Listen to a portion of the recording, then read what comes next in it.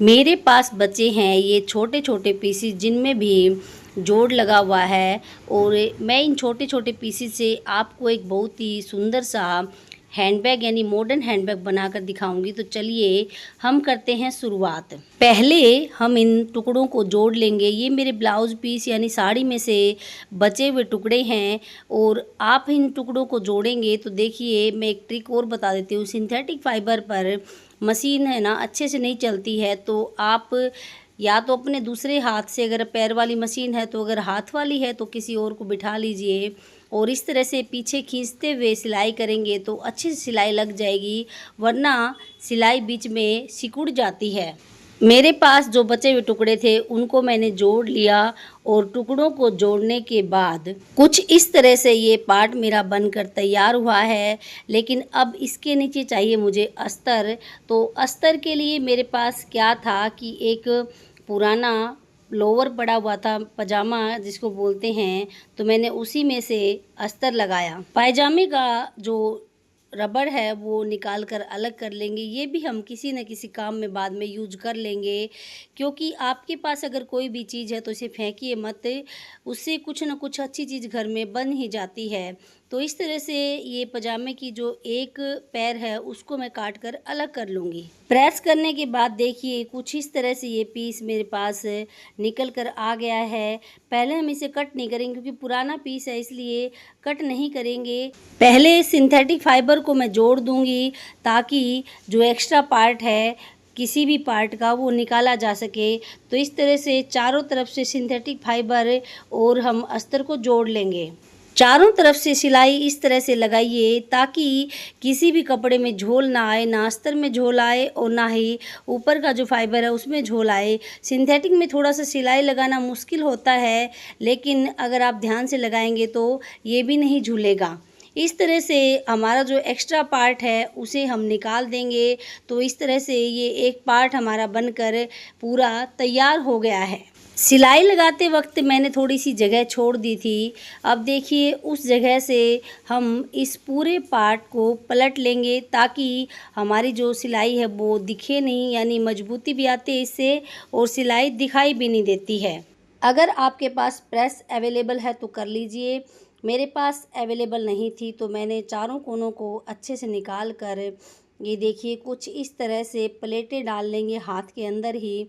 इस तरह से प्लेटें डालने से जो धागे की फिनिशिंग है वो जच जाती है, क्योंकि मेरे यहाँ लाइट चली गई थी तो प्रेस कहाँ से करती, इसलिए मैंने चारों तरफ से कोनों को निकाल कर इसी तरह से उंगली से प्रेस कर कर के, यानी प्लेटें डाल डाल के हाथ में ही इसको जचा दिया और जो ये खाली पार्ट था हमारा इसके ऊपर हमने सिलाई लगा दी। अब फाइनली पूरा पार्ट हमारे पास बनकर तैयार हो गया है।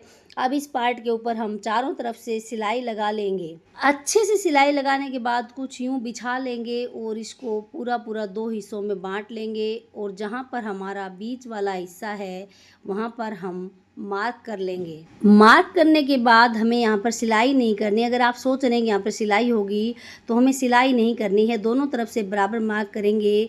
और देखिए यहाँ से बीच में से इस तरह से सिलवटें भरते हुए इस पूरे पार्ट को पकड़ कर पलट लेंगे और पलटने के बाद इसमें हम इस तरह से गांठ लगा लेंगे। गांठ हम इस तरह से लगाएंगे कि दोनों पार्ट लास्ट में बराबर बराबर बैठें, नहीं तो हमारा हैंडबैग जो है वो ऊपर नीचे बनेगा। देखिए थोड़ा सा हमें गांठ को एडजस्ट करना है और ये एक रंग का होता है दोनों तरफ से, लेकिन मेरे पास एक रंग अवेलेबल नहीं था तो इसलिए अलग रंग का पार्ट है। तो गांठ को भी इस तरह से सेट करेंगे ताकि जो हमारा फिनिशिंग वाला पार्ट है वो ऊपर आए। इस तरह से देखिए हम इसको जचा लेंगे और जचाने के बाद अब हम करेंगे मार्क, और जहाँ तक हमने मार्क किया है वहाँ तक हम इसमें सिलाई लगा देंगे। पहले एक साइड सिलाई लगाएंगे हम। एक साइड सिलाई लगाने के बाद फिर हम दूसरी तरफ इसी तरह से सिलाई लगाएंगे। सिलाई बिल्कुल स्मूथ और एक्यूरेट लगानी है और जहाँ तक हमने मार्क किया है वहीं तक सिलाई लगानी है। सिलाई लगाने के बाद इसको बिछा लीजिए और जहाँ इसका बीच है वहाँ से पकड़ कर उठा लीजिए और जो हमने ये दो जोड़ लगाए थे इनको मिला लीजिए और ये दो जोड़ मिलाते ही हम यहाँ पर भी एक सिलाई लगा देंगे।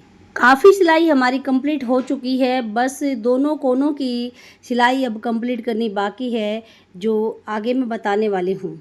एक कोने को हम पकड़ेंगे अच्छी तरह से और उसके ऊपर सिलाई लगा देंगे। फिर हम दूसरे कोने को पकड़ेंगे अच्छी तरह से और उसके ऊपर भी सिलाई लगा देंगे। सिलाई लगाने के बाद जो दोनों कोने जितनी जगह बची है उसको हम काट देंगे और काटने के बाद अब हम अपने बैग को पलटेंगे। पलटने के बाद देखिए कितना अच्छा लुक निकल कर सामने आया है। अगर आप इसको कॉटन में बनाती हैं तो और भी अच्छा लुक निकल कर सामने आएगा। अब देखिए मेरे बैग में बीच में ये जोड़ दिखाई दे रहा है, तो मेरे पास एक लेस पड़ी है, वो लेस मैं इसके ऊपर लगाऊंगी ताकि इसकी सुंदरता और ज़्यादा बढ़ जाए। बीचों बीच बैग के एक लेस मैंने रखी, थोड़ी सी मोड़ दी अंदर की तरफ फिनिशिंग देने के लिए।